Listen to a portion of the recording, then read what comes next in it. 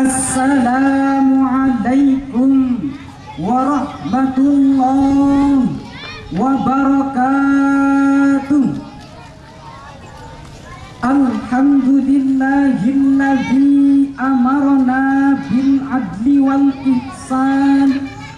Wassalatu wassalamu ala khairil insan wa ala alihi wa sahbihi ila yaumil bayan. Amma ba'd. Dewan Hakim yang kami hormati, hadirin sebangsa dan setanah air. Curonji, mantan perdana Cina dengan tegas memberikan sambutan pada hari pelantikannya.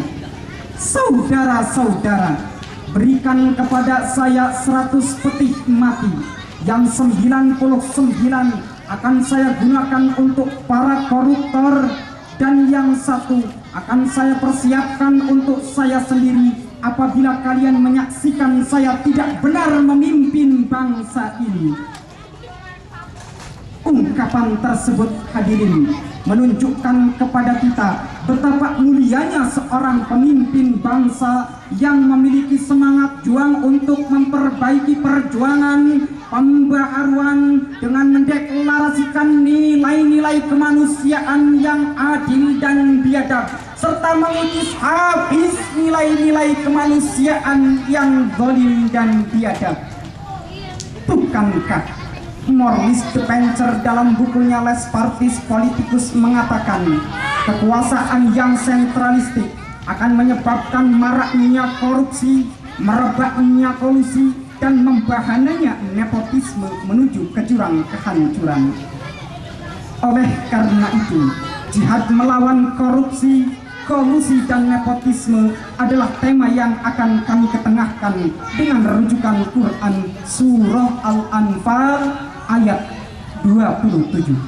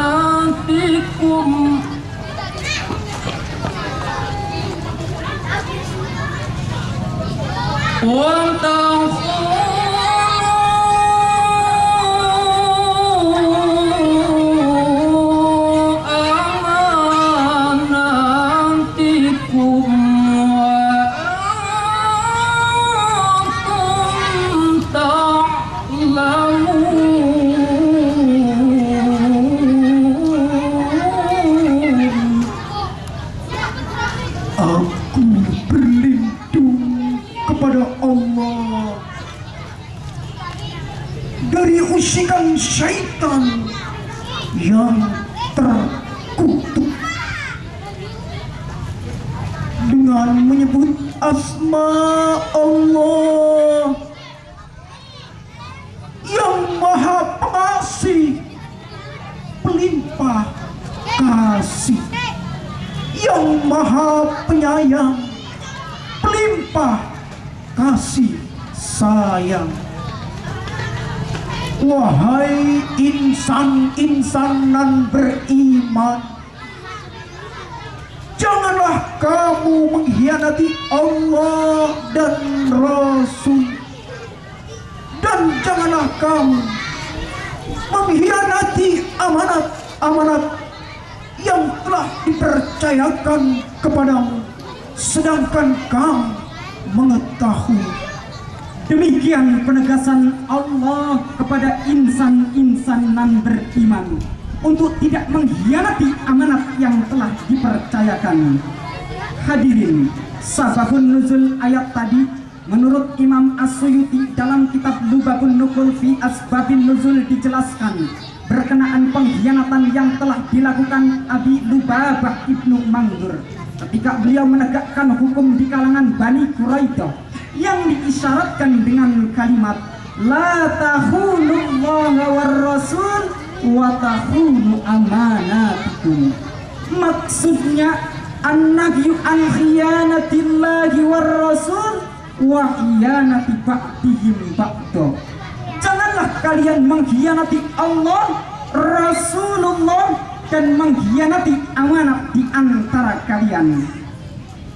Jika kita kaji lebih dalam makna kata amanat dalam ayat tadi, menurut Ibnu Abbas yang dijelaskan oleh Imam Lubabah, Imam Ibnu Umar Al-Husaini Al-Alusi dalam kitab Mafatihul Ghaib dijelaskan ijabu ada'it takalifi wal faraidi bit tamami wal kamali min ghairi nafsin wala ikhlali.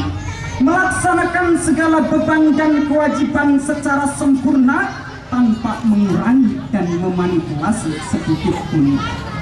Hadirin, dalam ayat tadi merupakan landasan filosofis bagi kita bahwa untuk memberantas KKN kita harus selalu menegakkan kebenaran dengan seadil-adilnya, bahwa KKN adalah salah satu bentuk pengkhianatan terhadap konstitusi, pengkhianatan terhadap prinsip demokrasi, nilai-nilai Qur'ani, sampai pengkhianatan terhadap ilahi Rabbi. Lalu bagaimana praktek KKN di Indonesia saat ini? Jujur kita akui, kita tidak bisa menutup mata bahwa praktek KKN di Indonesia saat ini benar-benar mengkhawatirkan. Terbukti dengan adanya data di KPK, terhitung 1130 kasus KKN yang terjadi di Indonesia saat ini. Hadirin, yang lebih mengerikan lagi hadirin, KKN dikerjakan oleh para pejabat tinggi negara yang seharusnya menjadi teladan dan panutan masyarakat. Bahkan Badan Pemeriksaan Keuangan menemukan 2050 kasus keuangan yang disinyalir mengandung unsur suap dan KKN. Padahal Rasul dengan tegas memberikan sabdanya, ar-rashi wal murtashi finnar, orang yang menyuap dan disuap mereka pantas berada di neraka. Na'udzubillah min dzalik. Oleh karena itu, mulai saat ini mari kita satukan langkah, seragamkan gerak, kompakan aksi, satukan persepsi untuk memberantas KKN. Setuju? Muncul pertanyaan, apa yang harus kita lakukan untuk memberantas KKN? Sebagai jawabannya, mari kita renungkan Quran Surah Al-Ma'idah ayat 8. Ya ayyuhalladzina amanu kunu qawwamina lillahi syuhada'a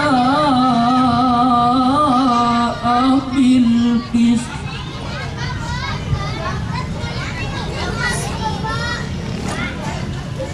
ولا يجرمنكم شنآن قوم على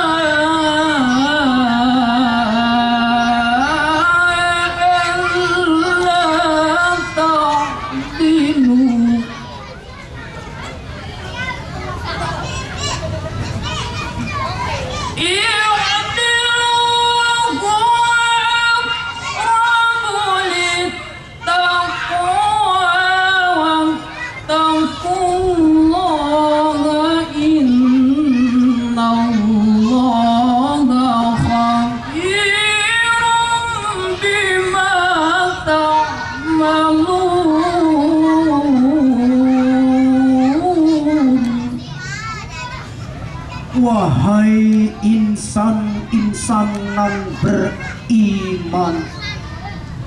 Hendaklah kamu menjadi insan-insanan luhur dan jujur karena Allah dalam menegakkan suatu keadilan.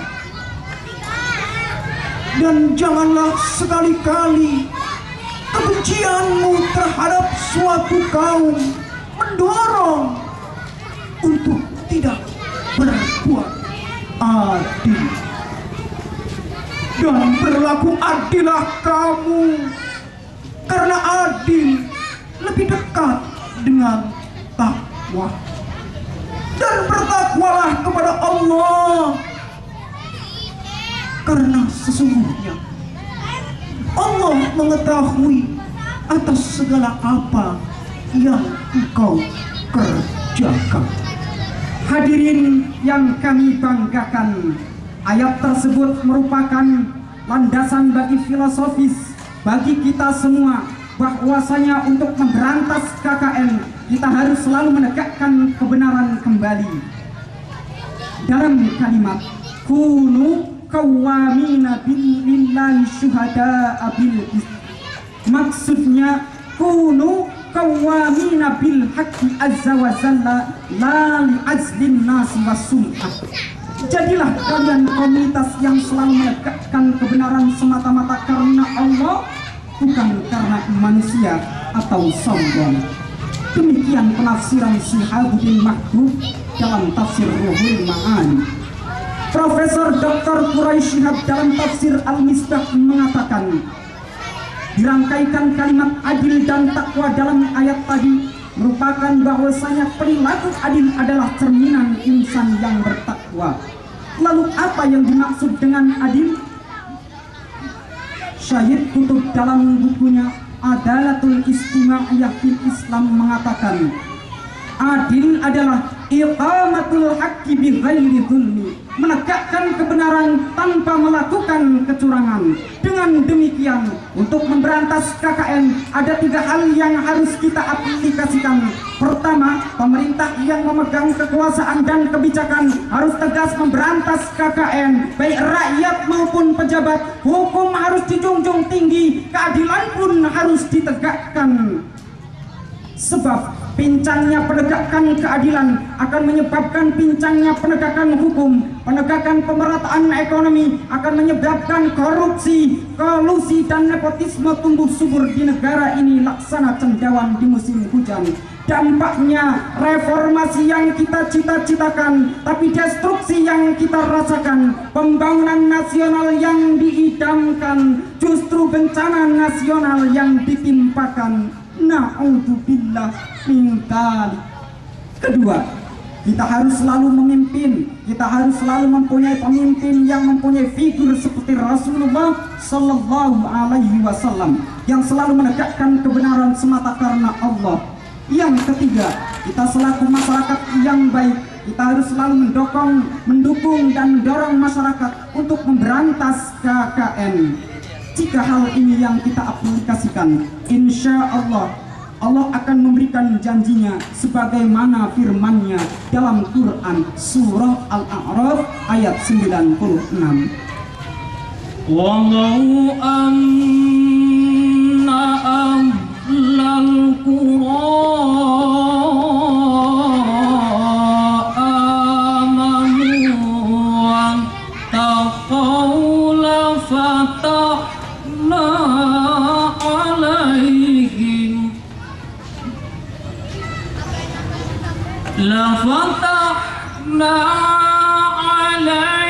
alaihim barakatin minas samai wal ardh walakin كذبوا فأخذناهم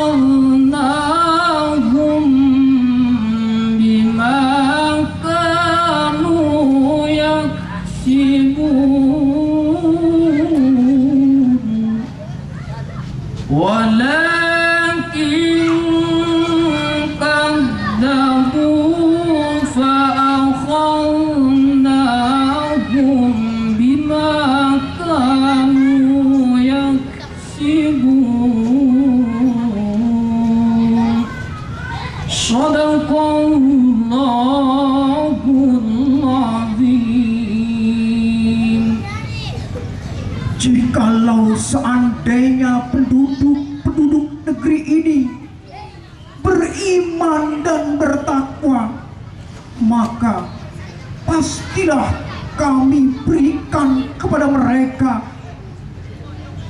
rahmat dari langit dan bumi.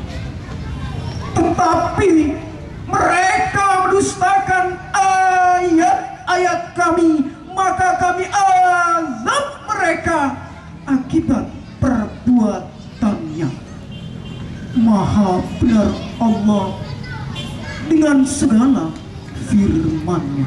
Hadirin yang kami banggakan, dengan berakhirnya lantunan ayat tadi dapat diambil sekelumit kesimpulan bahwa KKN adalah penyakit yang berbahaya yang membahayakan negara menuju ke jurang kehancuran. Dengan demikian, mulai saat ini mari kita perang untuk memberantas KKN. Kami akhiri dengan sebuah pantun. Sang nahkoda berdiri di atas gurita, Kapal pun melaju seberangi lautan. Dengan semangat musyabakah sarhil Quran, mari perangi KKN dan tegakkan keadilan. Wassalamualaikum warahmatullahi wabarakatuh.